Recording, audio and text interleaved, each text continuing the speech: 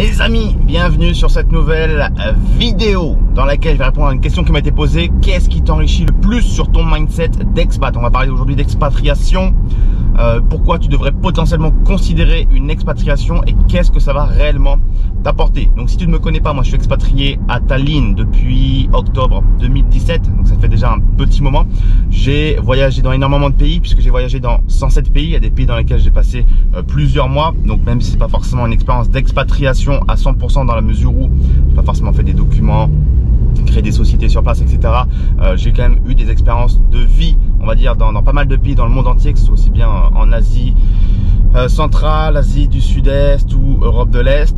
Donc je vais te partager un petit peu, selon moi, ce qui t'enrichit le plus dans un mindset d'expatrié. Alors chaque zone géographique évidemment ne se vaut pas, hein. C'est-à-dire que entre être expatrié à Londres, à Lima, en Estonie, à Dubaï, en Thaïlande ou Hong Kong ou que sais-je, il y a évidemment des expériences totalement différentes. C'est vrai que par exemple si tu es expatrié au Qatar ou aux Émirats, bon, tu as vraiment une expérience de vie qui est excellente dans la mesure où tu vas rencontrer le monde entier sur place, hein. Tu peux très bien avoir un rendez-vous d'affaires avec un Russe, aller bouffer avec un Libanais, te faire servir par une serveuse kazakh, rentrer chez toi avec ta femme coréenne, bon, aller jouer au tennis avec un Canadien. Bref, tu peux tout imaginer, il y a vraiment le monde entier au Moyen-Orient et ça c'est très plaisant. Et il y a des endroits où il y a beaucoup moins de multiculturalité. Par exemple, c'est vrai que si on pense à la France, à Paris, ou même la France dans sa globalité, bah, c'est vrai qu'il n'y a pas forcément une aussi grosse ouverture que le Moyen-Orient sur tout ce qui est étranger. Si tu dis j'ai des amis qui sont de Mongolie, de Colombie, du Kosovo ou je sais pas, du Kazakhstan, potentiellement ça va un peu plus être perçu comme bizarre que si tu dis ça au Moyen-Orient.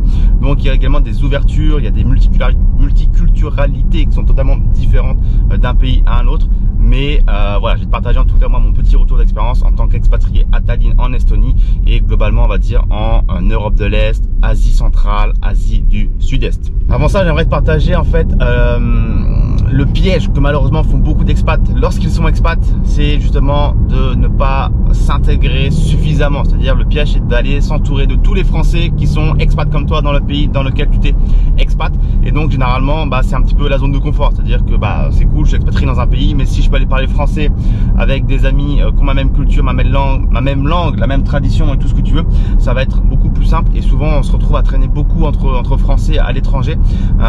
Donc c'est parfois un peu dommage. Je dis pas qu'il faut pas le faire, c'est super plaisant d'être entouré de Français dans un autre pays parce que bah, on vit la même expérience toi de Français à l'étranger, donc c'est génial. Mais c'est quand même un gros piège souvent parce qu'on se rend compte qu'après X années, il y a beaucoup de gens qui sont pas du tout intégrés dans un cercle local ou qui ne parlent pas du tout la langue sur les basiques, genre le bonjour, merci, je voudrais ça, je voudrais ci. Donc c'est un peu parfois dommage. Ce qu'il faut comprendre d'après moi, c'est qu'en fait c'est une énorme chance que de pouvoir côtoyer différentes cultures, d'autres cultures. Moi je pense qu'après avoir voyagé dans 107 pays, être expatrié en Estonie pendant X années, clairement ça m'a fait grandir beaucoup en tant qu'homme. Et en fait côtoyer des gens qui n'ont pas grandi dans le même milieu, qui n'ont pas eu la même culture, la même éducation, la même religion ou tout ce que tu veux, c'est une chance énorme. Je me rappelle par exemple la première fois que je suis arrivé en Bulgarie et que j'ai rencontré une fille, j'ai voulu lui faire la bise et elle m'a rejeté presque comme si j'étais en train de l'agresser parce que je voulais lui dire bonjour en lui faisant la bise, toi. Ce qui nous paraît nous en tant que Français totalement normal, toi, on fait la bise à tout va et en fait c'est pas normal. Pareil une fois au Kirghizistan où je suis invité pour un nouvel an dans une famille kirghize et où en fait les mecs avaient littéralement en guise de bienvenue en fait tué un animal. Ils étaient en train de le faire mijoter avec les intestins, le cœur, le cerveau, tout le gras, bref, que des bonnes choses pour eux, hein, parce que pour eux ça coûte évidemment très cher que de sacrifier un animal comme ça et c'est pas du tout donné à tout le monde et surtout en tant qu'hospitalité extrême qu'ils ont, c'était pour eux un plaisir que de me faire goûter ces mets, ces traditions. Donc j'ai dû goûter bah, du cerveau, du gras, je sais pas quoi, des intestins, j'en sais rien. Ce que j'ai goûté, c'était franchement pas bon, on va pas se mentir, mais voilà, c'était une bête d'expérience culturelle. Et donc voilà, je t'ai peut-être pas cité l'expérience culturelle la plus enviable au monde. Alors je me suis perdu sur un parking, je sais pas ce que je fous là, mais en tout cas c'était sur l'instant T vraiment une excellente expérience. Alors c'est la merde parce que le parking il est serré et là ça va pas le faire. Là ça va pas le faire. Monsieur, il va falloir avancer. Yes. Voilà, merci beaucoup. C'est les aléas, j'allais dire du direct. Alors pas réellement, mais On va éviter de se faire une jante du Macan au passage. Tac. Merci. Mais où est-ce que je peux aller là? Je comprends rien. Quoi ce parking? Alors l'Estonie est en travaux dans tous les sens en ce moment. C'est vraiment une catastrophe. On va éviter d'essayer d'écraser la dame maintenant. Bon, je te reprends juste après. Vraiment, ce qu'il faut comprendre, voilà, ce que je te reprends après ce passage de parking délicat, c'est l'ouverture d'esprit que ça apporte, de comprendre qu'en fait on est si différents et à la fois si similaires, et qu'en fait on a tous les mêmes problèmes. C'est-à-dire que ce qu'on veut tous à la fin, c'est être en sécurité, avoir de l'argent, être aimé, aimer les autres, fonder une famille, avoir des amis, faire la fête, bien manger, bien boire, ouais, tout simplement les règles de base de la pyramide de Maslow, tu sais, subvenir à ses besoins, protéger les siens et puis ne manquer de rien. Donc c'est vraiment ça que ça apporte, on va dire, l'expatriation, c'est comprendre qu'on a une force, une richesse incroyable sur cette planète Terre, parce que franchement, quand tu as côtoyé des cultures si différentes par rapport, je sais pas, les derniers voyages qui m'ont marqué, où je suis allé, on va dire l'Ouganda, le Népal, l'Irak, le Kirghizistan, évidemment tu peux pas oublier la Thaïlande ou les Philippines, la Biélorussie. Tous ces pays ont des cultures, des traditions si différentes de la nôtre, et c'est vraiment un régal et une chance de pouvoir côtoyer ces gens-là et d'apprendre un petit peu à leur côté. Ensuite, il y a le côté linguistique, c'est-à-dire qu'en fait, il y a deux choses à ça. C'est-à-dire que c'est évidemment bien d'apprendre un petit peu la langue du pays où tu vas passer du temps, parce que ça te permet d'être mieux intégré, de mieux comprendre ton environnement, ce qui est écrit sur les murs, sur les administrations, les magazines, les papiers, tout ce que tu veux. C'est quand même agréable, même, je sais pas, tu prends un taxi, un transport en commun, quoi que ce soit, de comprendre un petit peu ce qui se passe, ou un menu de resto. Et en même temps, je pense que c'est aussi important de pas trop toujours maîtriser la langue du pays où tu es, notamment d'un point de vue, on va dire, je sais pas, politique, gouvernemental, administration, etc. etc. Parce qu'en fait, c'est aussi cette chance-là et cette force que tu as d'être expat dans un pays où tu comprends pas ton environnement. Quand tu es en France et que tu comprends, je sais pas, un tract politique, ce qui se dit aux infos, à la radio ou à la télé, quand tu comprends toutes les conversations de rue dans un bus, un métro ou même dans la rue ou un resto, eh bien parfois c'est pénible de tout comprendre, parce qu'en fait t'es plus trop dépaysé, et puis surtout tu comprends des choses que t'as pas envie de comprendre. Toi, quand ça parle politique, quand ça parle news et que c'est négatif, quand t'as un mec à côté au resto qui parle d'un truc que tu détestes, ou le mec tu sens que déjà ça va pas matcher niveau personnalité, etc. Et ben en fait c'est chiant. Et en fait quand tu comprends pas du tout ton environnement, et ben en fait c'est ultra grave, parce que t'es pas inondé de fausses informations qui t'intéressent pas, qui vont polluer ton cerveau, qui vont faire travailler ton subconscient pour rien. Tu vois, là on roule dans les rues de Tallinn en Estonie, et il y a plein de choses écrites en estonien. Moi je ne parle pas l'estonien, j'apprends uniquement le russe, et il y a plein de choses que je comprends pas. Même tout mon environnement là, je ne le comprends presque pas, parce que c'est un putain de langage, l'estonien, qui est extrêmement dur à comprendre.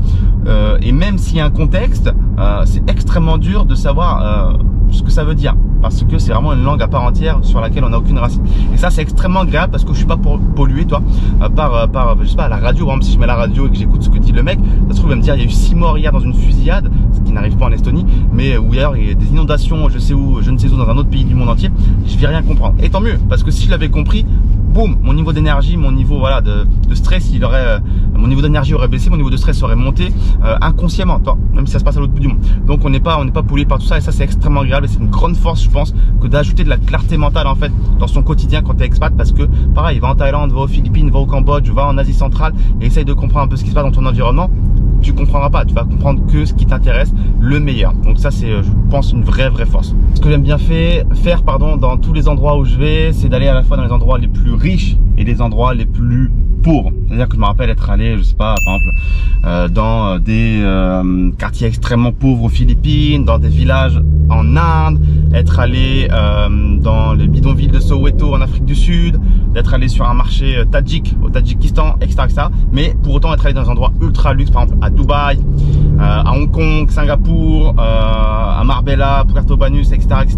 Et voir un petit peu également ce qui se passe, notamment plein d'hôtels 5 étoiles où j'adore aller travailler pour entendre les discussions, m'inspirer, être bien servi, avoir un beau cadre. Et je peux te dire que j'ai entendu des discussions de fou dans les hôtels 5 étoiles où ça parle de fiscalité, de transfert de millions de dollars. C'est vraiment intéressant de tendre l'oreille parfois dans les hôtels 5 étoiles, et tu chopes des morceaux de conversation qui sont assez palpitants. Mais c'est vrai que j'aime bien, et ça permet encore une fois d'ouvrir l'esprit, parce que quand tu es dans un village indien où tu aperçois le bidonville de Soweto, et que après tu es dans un hôtel de 5 hôtels à Hong Kong, ou que sais-je, je peux te dire que ça te fait relativiser sur beaucoup de choses. Ça t'inspire en fait. Les deux scènes t'inspirent dans le bon sens, toi. Les deux scènes t'inspirent parce que quand tu vois la misère extrême, tu te dis bon t'es grateful, t'es reconnaissant et ça te fait être reconnaissant de tout ce que t'as, relativiser beaucoup de choses. Et en même temps, quand tu vois le luxe opulent des hôtels 5 étoiles de certains endroits sur cette planète, ça t'inspire aussi parce que tu te dis bon regarde, c'est inspirant, ce mec il a dû créer beaucoup de valeur, il a peut-être pris des risques, qu'est-ce qu'il a fait dans la vie, c'est quoi son métier.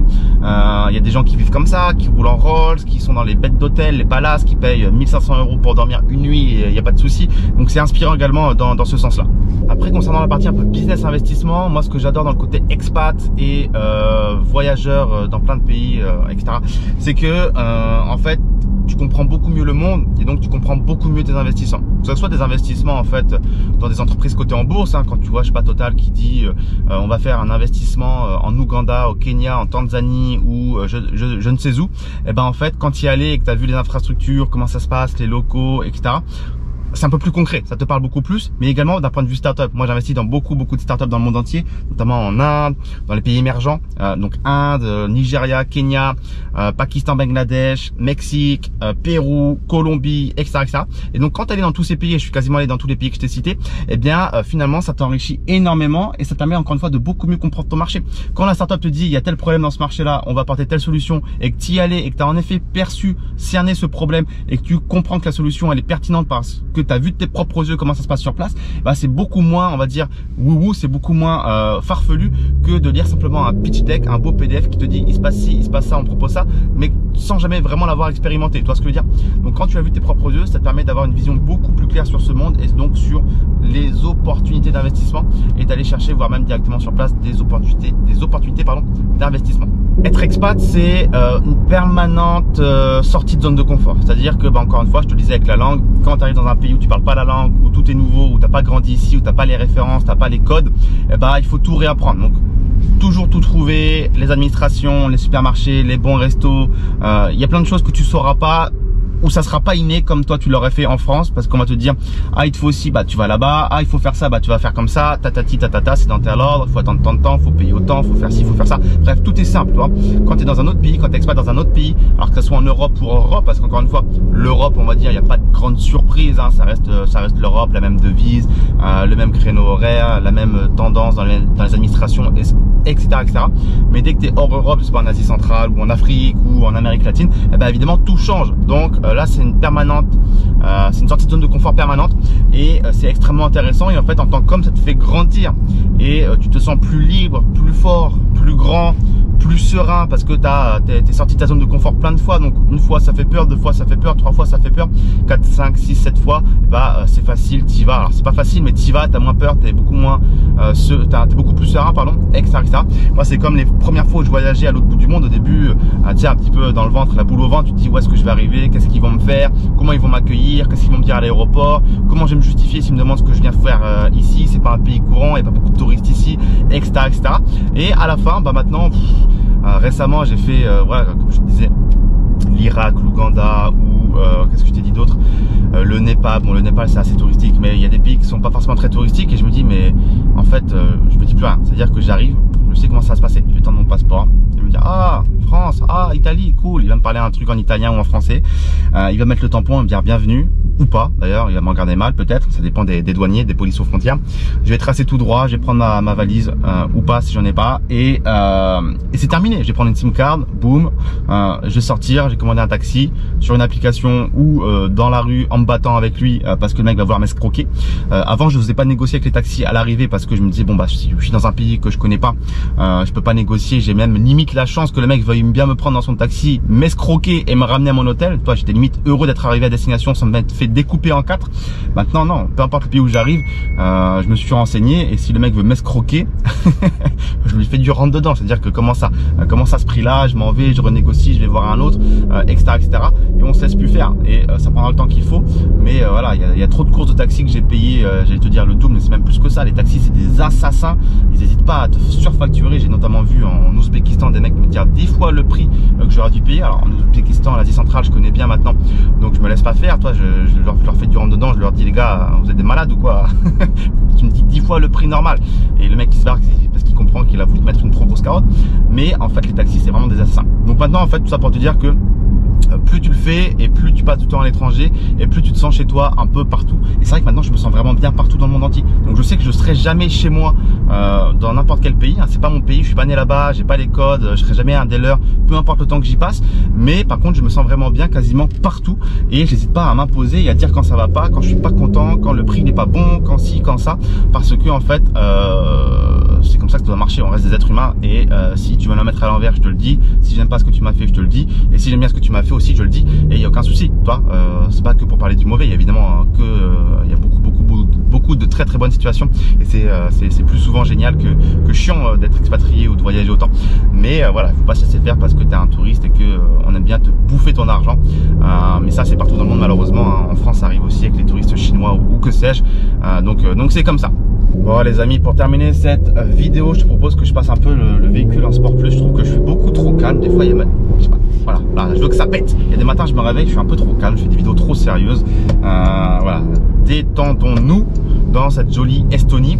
Pour conclure cette vidéo, qu'est-ce que je voulais te dire? En fait, je trouve qu'il y a aussi peu d'entrepreneurs qui font l'effort d'aller un petit peu dans la mer entre guillemets. C'est-à-dire qu'en fait, dès que y en a qui commencent à gagner de l'argent par leur activité, ils s'expatrient tout de suite dans des pays entre guillemets de luxe, hein. On pense notamment à Dubaï en priorité. Et ils veulent tout de suite sortir de la Lamborghini, ça consomme de l'escorte à mort. Et je te dis même pas ça parce que je suis en train de créer une réalité, c'est vraiment la réalité. Il y a beaucoup de mecs qui pètent les plombs et qui consomment plein d'escortes, qui sortent des Lamborghini, dépensent dans les hôtels de luxe, des business class, etc. Et en fait souvent j'ai remarqué qu'il y avait un profil de mecs comme ça qui en fait n'avait rien au tout début, était même voire peu respecté, avait peu on va dire de statut social, etc. Et dès qu'ils ont commencé à faire de l'argent, ils ont commencé à péter les plombs, à vouloir prouver, à vouloir montrer, à vouloir essayer de devenir quelqu'un via leur argent, en dépensant dans des choses qui sont à mon sens totalement inutiles. Alors je dis pas, hein, attention, les business class, les hôtels de luxe, les belles voitures, etc. C'est très bien et c'est aussi pour ça qu'on gagne de l'argent, c'est pour s'ajouter un confort de vie et pouvoir aller s'offrir ce genre d'expérience. Mieux vaut dormir dans un 5 étoiles que dans un hôtel dégueulasse, mieux vaut rouler en Porsche que de rouler en Clio. Et évidemment là-dessus il y a aucun souci, il y a beaucoup plus de confort et c'est normal. Mais je pense que c'est bien aussi d'aller voir un petit peu ce qui se passe dans la merde. Et moi je trouve que c'est vraiment une de mes forces là-dessus, c'est que je suis vraiment capable d'aller dans les endroits les plus dégueulasses, là où personne ne veut aller. Et je pense que c'est vraiment ce qui fait aujourd'hui ma force, c'est que j'ai vu vraiment beaucoup de choses de mes petits yeux. Et pas des choses forcément toujours très agréables, toujours très sympa à voir, pas des odeurs les plus folles, pas le confort le plus fou que j'ai pu obtenir dans toute ma vie. Mais je pense que c'est vraiment très bien. Et donc voilà. Donc globalement, l'être humain il est très bon. Ça c'est vraiment ma conclusion, même si des fois comme tout le monde j'en ai marre des êtres humains, je me dis on court à notre perte. Globalement l'être humain il est quand même très bon là-dessus, il n'y a aucun souci, il n'y a aucun doute, que ce soit encore une fois en France, hein, ou en Irak, ou en Afrique, ou au Mexique, ou que sais-je, n'importe où dans le monde, on est tous les mêmes, hein, vraiment. C'est pas parce qu'on n'a pas la même religion, la même tradition, les mêmes habits, la même nourriture, ce que tu veux, qu'un être humain est moins bon qu'un autre. Non vraiment je te le confirme, tout le monde voudra t'aider et voudra voilà, ne te voudra pas du mal. Donc ça il faut supprimer un peu ce cliché de dire l'étranger il est pas bon, il est dangereux, il est méchant. Et on l'entend souvent parfois dans des pays ou chez des gens qui ont rien fait de leur vie, qui n'ont pas voyagé et qui ont un avis sur tout. Donc voilà les amis. Voilà, je veux que les gens se retournent. Bon ça c'est mon petit côté beauf malheureusement pour terminer cette vidéo. Voilà les amis, dis-moi ce que tu en as pensé dans les commentaires ci-dessous. Si t'es expatrié, je commence à zozoter. De ton côté également, dis-moi dans quel pays et dis-moi ce que ça t'apporte justement d'être expatrié. Moi je suis très curieux d'avoir des retours également d'expérience d'autres expatriés. Tout est dans la barre de commentaires pour qu'on puisse échanger ensemble. Lis bien la barre de description également, il y a beaucoup de ressources qui pourraient sûrement t'aider à commencer à investir, que ce soit en bourse, dans les startups et notamment à l'étranger, dans les pays émergents, etc. Et on se dit à très vite pour une prochaine vidéo tout simplement. Ciao ciao.